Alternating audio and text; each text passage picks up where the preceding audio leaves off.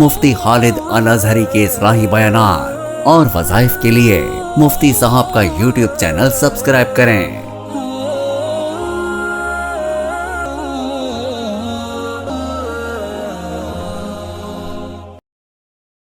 نحمده ونصلي ونسلم على رسوله الكريم اما بعد فاعوذ باللہ من الشیطان الرجیم بسم اللہ الرحمن الرحیم۔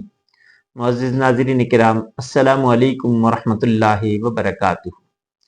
نماز اللہ تبارک و تعالیٰ کا وہ حکم ہے جس کے اندر بندہ اپنے رب سے سب سے زیادہ قریب ہوتا ہے، اور جسے نماز کی توفیق اللہ تبارک و تعالیٰ دے دیں وہ اس پہ جتنا شکر ہو سکے وہ کرے۔ اس کی وجہ یہ ہے کہ اللہ کی توفیق کے بغیر کچھ بھی نہیں ہوتا۔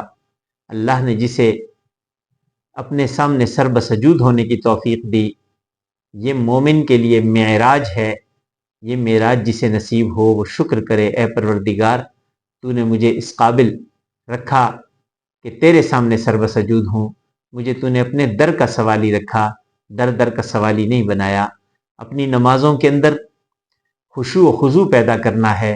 نماز کی کیفیت یہ ہونی چاہیے کہ رب تعالیٰ کو میں دیکھ رہا ہوں۔ پہلی کیفیت یہ ہے کہ میں اللہ تبارک و تعالیٰ کے سامنے کھڑا ہوں اور میرے سامنے اللہ ہیں، اور اللہ نور السماوات والارض ہے، زمین و آسمان کا نور اللہ ہے۔ اللہ تبارک و تعالیٰ کو اس تصور میں رکھے کہ میں اللہ کو دیکھ رہا ہوں۔ اگر یہ کیفیت پیدا نہیں ہوتی تو کم از کم یہ کیفیت ضرور ہو کہ اللہ تبارک و تعالیٰ مجھے دیکھ رہے ہیں، اور بندہ نماز میں اپنے رب کے سب سے زیادہ قریب ہوتا ہے۔ حدیث مبارکہ نبی کریم صلی اللہ علیہ وسلم نے ارشاد فرمایا، قرۃ عینی فی الصلاۃ، میری آنکھوں کی ٹھنڈک نماز میں ہے۔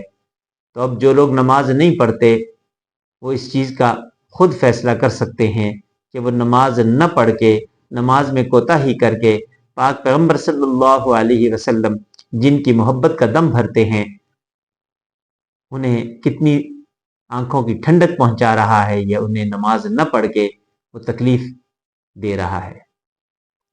قرآن کریم کی آیت مبارکہ اتل ما اوحی الیک من الکتاب واقم الصلاۃ ان الصلاۃ تنہی عن الفحشاء والمنکر، بے شک نماز بے حیائی اور برے کاموں سے روکتی ہے۔ جب یہ آیت مبارکہ کا نزول ہوا تو نبی کریم صلی اللہ علیہ وسلم کی عادت مبارکہ تھی کہ آپ صلی اللہ علیہ وسلم جو بھی وحی آتی صحابہ کرام رضوان اللہ تعالی علیہم اجمعین کے سامنے پہلے اس وحی کو بیان فرماتے اور اس کے بعد اس کی تفسیر و تشریح بھی بیان فرماتے کہ اس سے مقصود کیا ہے۔ تو صحابہ کرام کے سامنے جب یہ آیت مبارکہ پڑھی گئی کہ نماز بے حیائی اور برے کاموں سے روکتی ہے، تو نبی کریم صلی اللہ علیہ وسلم سے صحابہ نے استفسار کیا کہ نماز کیسے برے کاموں اور بے حیائی سے روکتی ہے؟ تو آپ صلی اللہ علیہ وسلم نے ارشاد فرمایا، جو شخص نماز پڑھتا ہے اللہ تبارک و تعالیٰ اس پہ یہ رحم اور کرم فرماتے ہیں کہ اس کی نماز کی وجہ سے وہ ہر برے کام سے، برے فعل سے بچ جاتا ہے۔ کسی نے سوال کیا کہ اگر کوئی شخص نماز بھی پڑھتا ہو اور برے کاموں میں بھی پڑھا ہو تو آپ صلی اللہ علیہ وسلم نے ارشاد فرمایا، اس شخص کی نماز ہی نہیں جو اسے برائی سے اور برے کاموں سے نہ روکے۔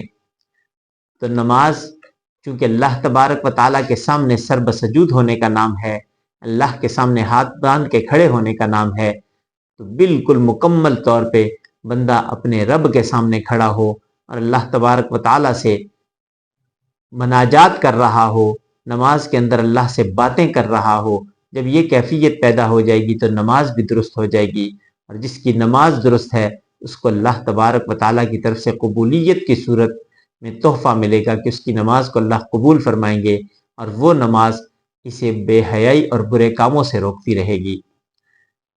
سیدنا عمر فاروق رضی اللہ تعالی عنہ بیان فرماتے ہیں کہ نبی کریم صلی اللہ علیہ وسلم نے ارشاد فرمایا کہ بعض نمازی ایسے ہیں کہ ان کی نماز کو پرانے کپڑے کی طرح لپیٹ کے ان کے منہ پہ مار دیا جاتا ہے، کیونکہ اللہ تبارک و تعالیٰ خشوع و خضوع کو دیکھتے ہیں، اس بندے کی نیت کو دیکھتے ہیں۔ اگر نیت یہ ہے کہ میرا رب مجھ سے راضی ہو جائے تو وہ نماز تو اعلیٰ درجے کی ہو جائے گی، اور جس کی نماز میں دکھلاوا مقصود ہو، ریاکاری مقصود ہو تو وہ نماز پرانے کپڑے کی طرح لپیٹ کے منہ پہ مار دی جاتی ہے۔ اس لیے نمازوں کی درستگی اپنے ساتھ احسان ہے۔ جو شخص اپنی نماز کو درست کرے گا اللہ تبارک و تعالیٰ اس کے معاملات کو درست فرما دیں گے۔ زندگی باقی، ملاقات باقی۔ آخر دعوانا ان الحمدللہ رب العالمین۔